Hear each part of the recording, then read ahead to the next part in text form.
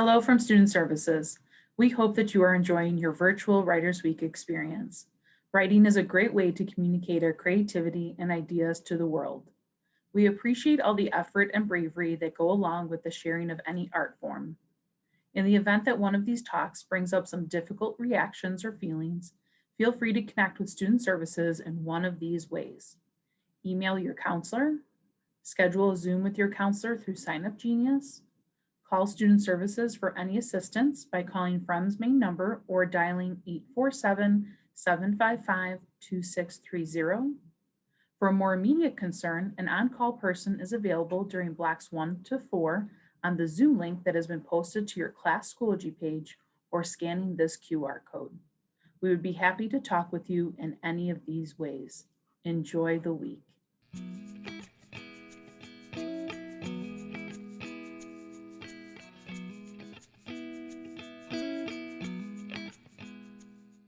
Hey everyone, welcome to Writers Week 27, our virtual edition. I am Gina Enck. I am an English teacher here at FREMD, and this is... I am Russ Anderson. I am also an English teacher here at FREMD. And before we get started, definitely a few thank yous that we want to put out there. First and foremost, thank you to the FREMD boosters. Without their support and generosity, really none of this would be possible. So if anybody at home has a booster, parent or relative or neighbor, please send them a big thank you from FREMD Writers Week. Yes, we would also like to thank the FREMD English department. This is a department-wide effort to put together Writers Week, and we definitely could not do it without your English teacher. So if you see your English teacher in person or on Zoom, just tell them thanks for their support and work for Writers Week. And thanks to the students, for 27 years, Writers Week has continued on thanks to your energy, your enthusiasm, and your willingness to share your stories. It's definitely a privilege that none of us take for granted. And so thank you for always being there for us and for each other. And thank you. So today we have the privilege of introducing two writers in conversation, Patricia Smith and Tyehimba Jess, and they are both poets who started their careers in the slam poetry scene, which took place largely at the Green Mill and other venues in Chicago. And through that, they developed a connection to FREMD, which is why we are fortunate enough to have them as our guests, even though they have, gone on to be world famous poets at this point. So we could not be more delighted to welcome them back to FREMD and our 27th Writers Week. Tyehimba Jess is the author of 2 books of poetry, Leadbelly and Olio. Leadbelly was a winner of the 2004 National Poetry Series. The Library Journal and Black Issues Book Review both named it one of the best poetry books of 2005. Olio won the 2017 Pulitzer Prize, which is unbelievable. It also won the Anisfield Wolf Book Award, the Midland Society Authors Award in Poetry. It received an outstanding contribution to publishing citation from the Black Caucus of the American Library Association. It was nominated for the National Book Critics Circle Award, the Penn Gene Stein Book Award, and the Kingsley Tufts Poetry Award. As Gina said, Tyehimba Jess is a veteran of the Green Mill Poetry Slam team. He's presented at the TEDx National Conference. He is the recipient of a Guggenheim Fellowship and is currently a professor of English at College of Staten Island. He is an absolute FREMD favorite. Definitely. And I am going to introduce Patricia Smith, who is the author of 8 books of poetry, including Incendiary Art, which is a winner of the 2018 Kingsley Tufts Poetry Award, the 2017 Los Angeles Times Book Prize, and the 2018 NAACP Image Award, and was a finalist for the 2018 Pulitzer Prize. Patricia Smith is a Guggenheim Fellow. She is a 2-time winner of the Pushcart Prize She is a 4-time individual champion of the National Poetry Slam, which is she is the most successful poet in that competition's history. She also works as a professor at the College of Staten Island. She teaches poetry, fiction, and African American literature. And, every time that Patricia has been at Fremd, she has just wowed the audience with her energy and her brilliance and everything that she brings to the stage. And even though it looks a little bit different this year, we are very lucky to have these two great poets in conversation with each other and with us. And today we are going to see part 1 of their conversation. Please enjoy.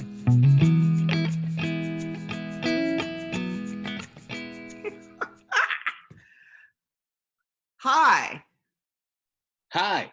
We're Here so it is. technologically advanced. It's not even funny. This is great. Got a lot of Man. books. Okay. So we're gonna chat for a little bit. Yes. A couple of curiosities Right. that I get a chance to ask. You're moving so fast all the time. It's amazing that you just get to sit here and you have to answer me. Who's talking? You. If it wasn't the COVID on, what country would you be in? You travel all over the place, all the time doing your work. But here we are. It's Hey, good. cheers. After how many? I think I first saw you, Patricia, on stage at the Green Mill, probably 90. Or I can't remember what year it was. All I remember is the electric presence emanating from the stage and everybody holding their breath. I think we all had electric presences back then. And that's why we're still around, I think. You know, a little voltage. I am very curious. And I think I'll ask you this a little bit later about that kind of transition, because it seemed like I saw you in Slam and then I saw you not in Slam, and I wanted to ask, when Leadbelly came out, and it was such an amazing book, how your process about the kind of book that you wanted to be your first book, was that the type of book you always had in mind, or did you cycle through some other? Did you have chapbooks or anything before that? I published a book. I self-published my first book in 92 or 93, and it was called "When Niggas Love Revolution Like They Love." Oh wait, that's your book? Yeah, you didn't know that? Yeah. With the group of brothers that you used to perform with? No, that was the Funky Wordsmiths, but that was Courage and Keith Kelly and the late Oscar Brown III, Bobo Brown. Yeah. Okay, but I used to hang with them. I wasn't in the group. Okay, but I did perform with them once. Yeah. That poem though. Yeah. You did that, or did they ever do it? That was me. That was you. Okay, yeah. So I think I had you connected somehow with that group, but I didn't really know you. Yeah. We used to hang out, I mean. Oh. Say that title again. I'm sure everybody wants to hear that title one more time. This is what year after the Bulls champion? I can't remember. It was When Niggas Love Revolution Like They Love the Bulls. Oh, very Chicago-centric. All right. And tell me a little bit about how would you typify the work that was in that? How would you describe that work? Well, I was very much into a Pan-Africanist and nationalist analysis, and I still, have that understanding, or have benefited from that analysis. But at that time, I was organizing with the Malcolm X grassroots movement, and I was, organizing against police brutality in a much, like I was out passing petitions and the whole nine. So it was a lot of it was political, and some of it was very personal. and it was really just my first stab. Actually, I wanted it to be published by Third World Press, but they weren't feeling it. So, but it's actually, one of the best things I ever did was put out a little chapbook, because there was a lot of spoken word. I mean, as you know, there are many who you went to Spices, right? Yeah.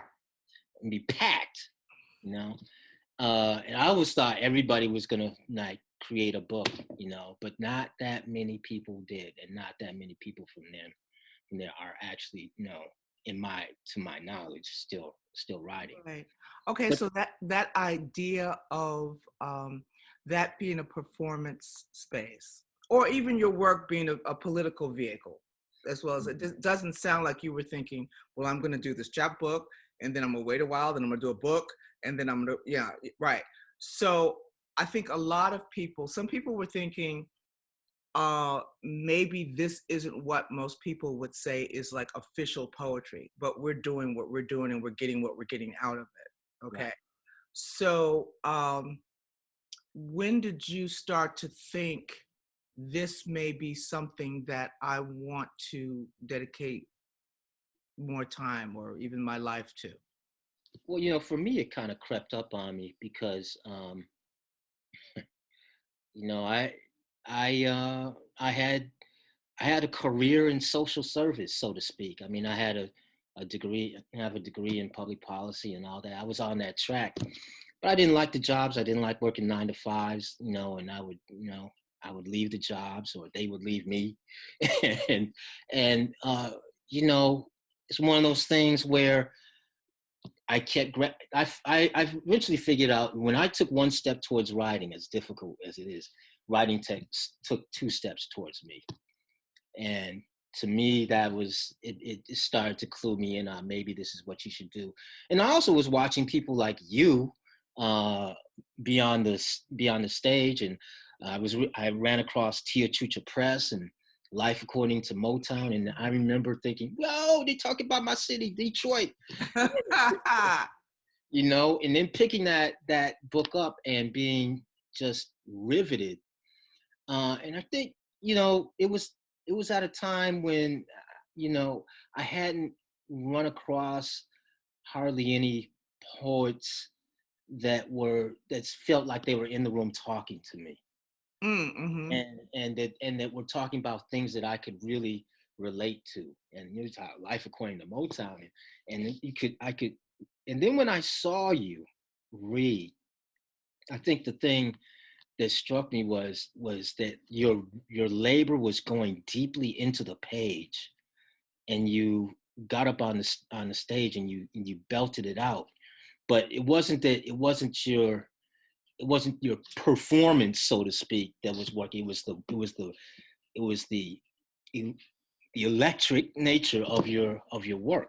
So I'm curious, how did you get into your first book? This is a kind of interesting conversation about, Oh yeah, I think how this did is that happen? actually this is better than back and forth.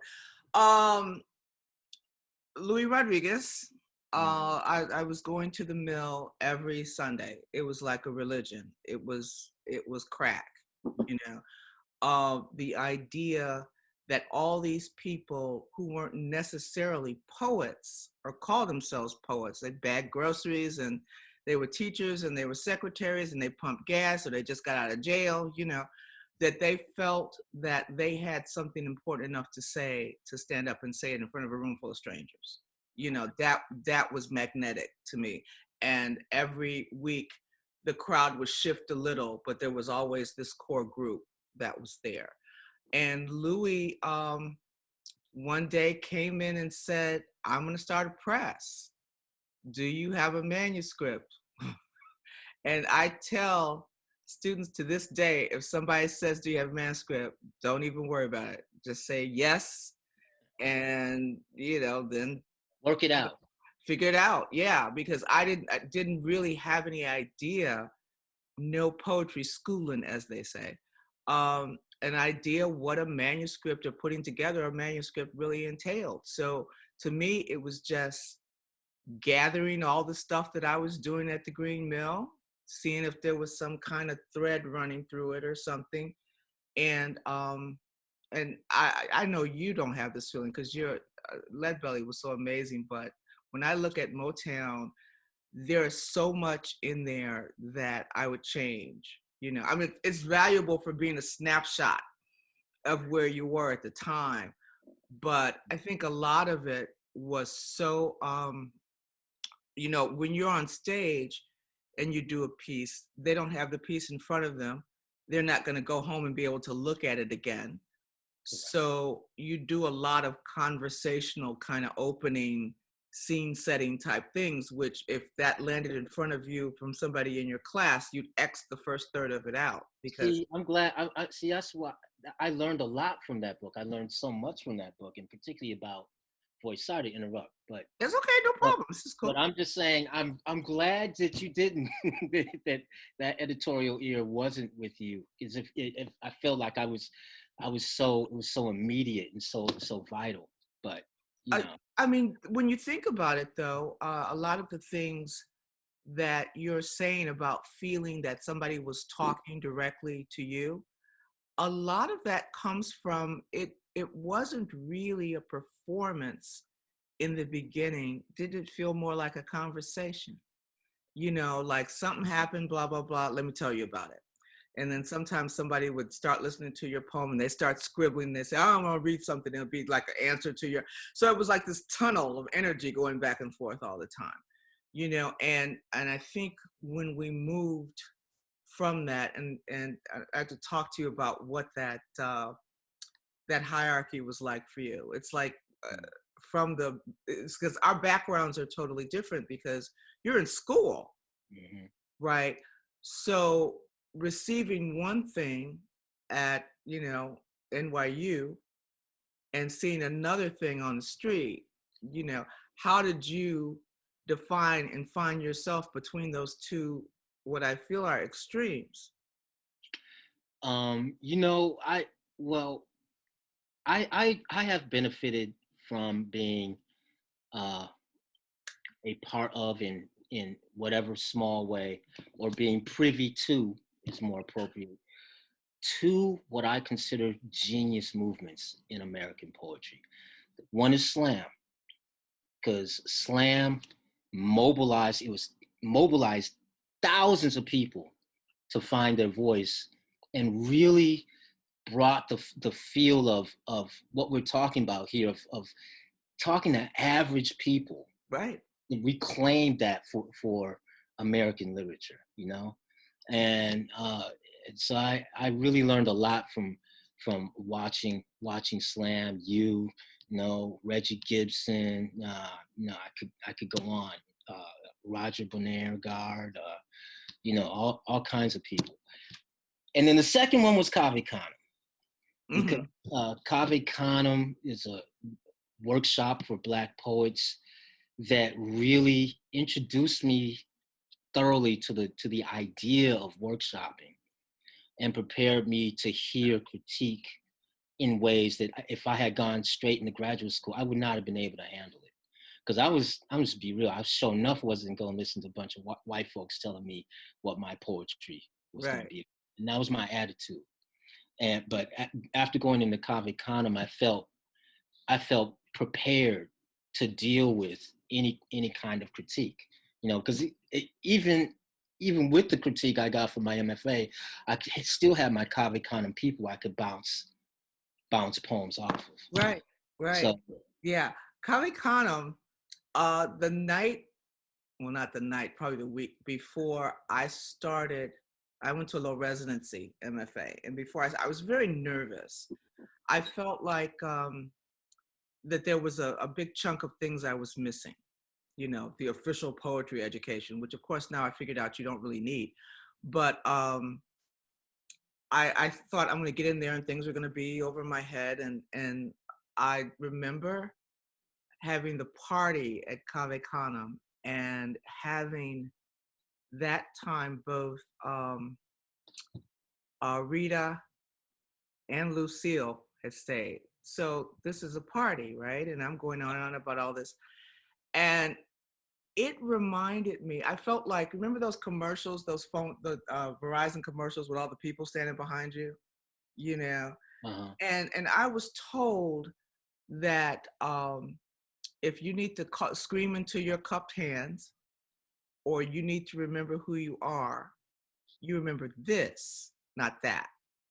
You know, so the going into the workshops and things like that, and being able to say in the first row, hey, you know, you start talking about I don't know who that poet is. Can you recommend a book? Blah blah blah, and I'm not going to pretend to know anything I don't know.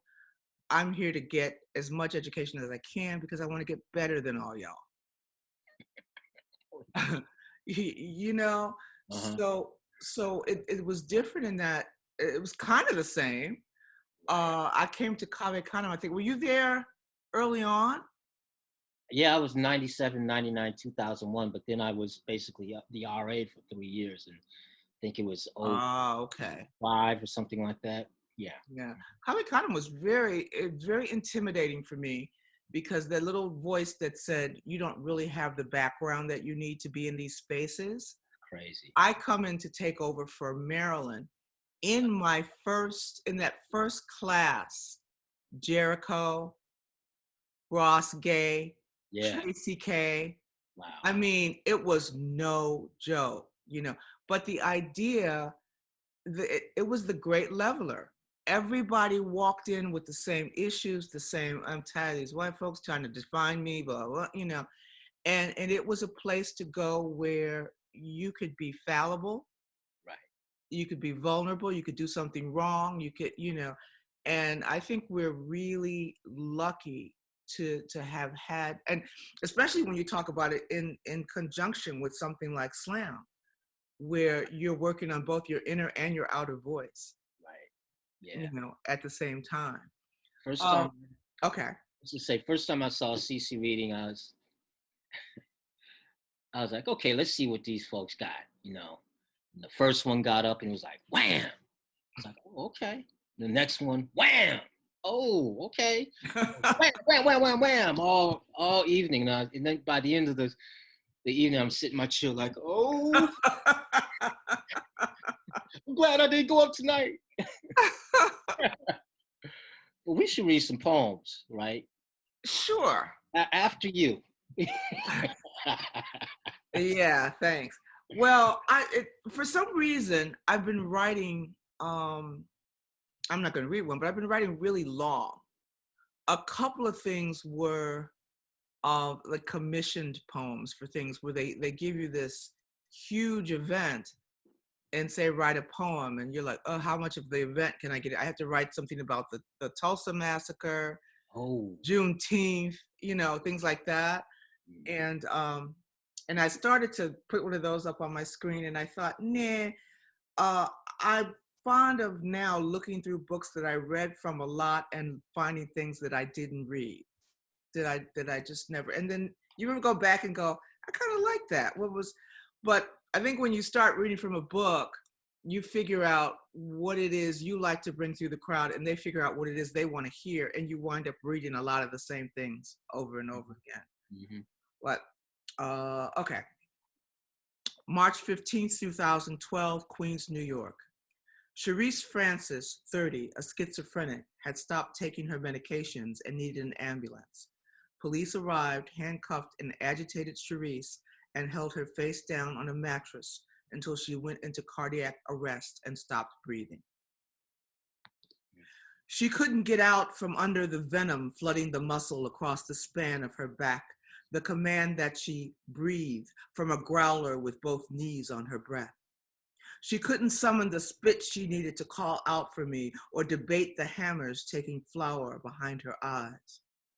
With flecks of his spit in her perm and a prickly pressure suppressing her spine, maybe she thought that the abrupt theft of heat was how Jesus ended mayhem in the body, and with all the mayhem at once, and then none. Her life, relived at its end, unreeled as brash cinema. It was lucid, as bright as backhand. A pair of patent leather Mary Janes with taps and gilded buckles. A walk through 100 songs with half her heart, all the swerve, all sugar intact. A laugh with an open mouth. Even when her mind careened and fled for tumbling lights, she was my child. She hurtled forward from my body, and her living was a struggle to clutch. I loved her beauty. I loved her unkilled.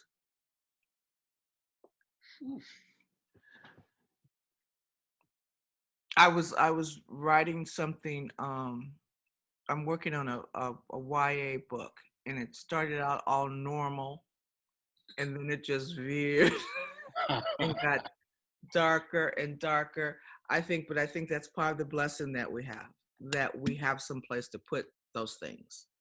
Oh, wow. What was that line? 100. What was that line? I do not know. Hold on one second. It is right. And I think that calls to mind, like, one of the things I think about when I listen to your work is imagery, image, and the shoes. Oh, the patent leather Every Mary time I hear you, every time I hear your work, I'm always walking away with an image that is indelible. It was a walk through 100 songs with half her heart, all the swerve, all sugar intact. Yeah. Well, we're both. Not only are we both teachers, we teach at the same place. Right. And can't wait to hear what you pick. I think one of the things, and I've had your students, and so I think we're both talking the same thing. Is I'm always yelling at them. I can't see anything. I can't see any. They're so used to trying to get everything into these broad strokes, Abstract. and to take the camera lens and move it in until I can't be mistaken about what I'm seeing. Right. And I'm going to go back to Lead Belly for a second, but and I know we both were introduced to the persona. At least I guess you were. I was at the Green Mill. I mean, I walked in and somebody was doing a persona poem, and afterwards there was this white hot moment of silence, like nobody knew what to do afterwards. To applaud, the poet's gone. The poet. See, that's what I learned from you. Oh, well. It was like persona poems. I'm like, no, you have so many great persona poems, like Olive Oil. I mean, that's just one. There's many of them, but that I think you really hooked me on the persona poem. And using the eye. You hooked me on the persona poem's ability to tell one person's whole story. To move around and say, I'm gonna animate this guitar because this guitar is so important in this story, and how each one, the voices were so different and so alive that it was like being picked up and plopped down in the middle of a snippet of cinema or something, and you couldn't wait to turn and say, where's this going? Who's talking next? And so the idea that it was powerful enough to move within a single story and be effective. That's the first time I thought about that. And I think that changed a lot of things, Tyehimba, for a lot of people. Because if you look now, someone says, I have a poetry book coming out, and the first thing someone says is, what's it about? Yeah, theme books. So. Yeah, I think that I think you were the seed for a lot of that, for our realization of what role the persona poem could play outside of just being a poetic device. Well, I think there's some, another person that influenced me along that line was Cornelius Eady with the brutal imagination. Brutal Imagination. Yeah. Yeah. I was so I was like, that's such a good idea. He took the imaginary black man that had killed, what's her name, Susan Smith? Susan Smith, her Smith's children, and animated this. And I was like, oh my God, it just brought me right. I was like, wow, and it was done so brilliantly. So. Well, that brings me to something, but I want to hear you first. Okay, so I'm gonna do a new one. This is really, I don't think I've read this one. uh, in anywhere before, not really. So let me see, where is it? Grand debut. All right. Yeah, or as they would say at the Green Mill, or new shit. New shit. New shit. So this one is a little rambly, but here we go. Let me try this out. American Appetite. The epigraph is from Langston Hughes. Tomorrow, I'll be at the table when company comes. Mhm. I too sat at the table of America's dream diner and raised my hand to order. What do you have? Asked the weary waitress. I would like something that tastes like justice, please. I would like the kneecaps of the officer who knelt on George Floyd's neck. I had been told that the knees were fleshy, fibrous, soaked to the bone in the last words of George as he cried for his mother, steamed in the heat of the surrounding officers' stares as they mechanically looked away. I had heard that the knee was simmered in the nonchalance of the officer's hands in pocket slouch, that it would be succulent enough to make my mouth ring with gospel. We are fresh out of kneecaps, sir. That delivery has been delayed, said the waitress. I would like a substitute then, please. I would like the knuckles of the police officers who fired bullets through twilight into Breonna Taylor's startled body. I had been told that the knuckles would taste like justice, though they had been pickled in anger and homegrown in a garden of whispered epithets, that each crease on each knuckle was gunpowdered smoky sweet with twisted law. Sorry, said the waitress. Those are not on the menu. Okay. Well, how about some barbecued falsely accusing officer fingers, please? I had heard that they were always in season and so crisp, so crackling, so well seasoned that basted in brown-faced accusation, they were savory like justice. Sorry, sir. This season has been slow and those fingers are slippery hard to capture. Okay, well, how about some deep fried trigger fingers then? I'd like some fried 2 seconds to shoot a 12-year-old trigger fingers with a side of coercive false confession cop lips, please. Sorry, sir. Perhaps some 19-shot Chicago-style trigger fingers with a salad of accomplice officers and mayoral silent tongues. Maybe tomorrow. Maybe some country-style KKK trigger fingers, the ones with Dixie flags on the knuckles and corporate ink on the fingertips. Those have never been on the menu, sir. Well, maybe some feet then. Some cop toes fresh from kicking in warrantless doors or suspect teeth. A heel well seasoned in shouts of stop resisting. Sorry, sir. Those would be extra special orders. I was running out of patience in America's dream diner. I threw my hands up in frustration. What kind of American dream diner is this, anyway? Where's the napkin stitched from eyelids of cops looking desperately the other way? Where's the carafe of intoxicating white woman tears to wash down my gut-shot innocence? Where's the fork of broken ribs from death warrant signing governors?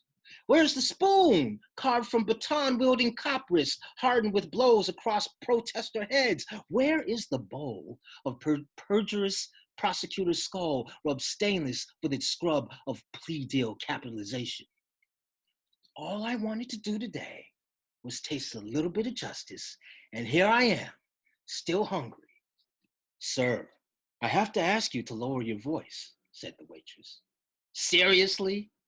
I see Predator drone over there feasting on Yemeni Afghan bones, but I can't get one single cop toe?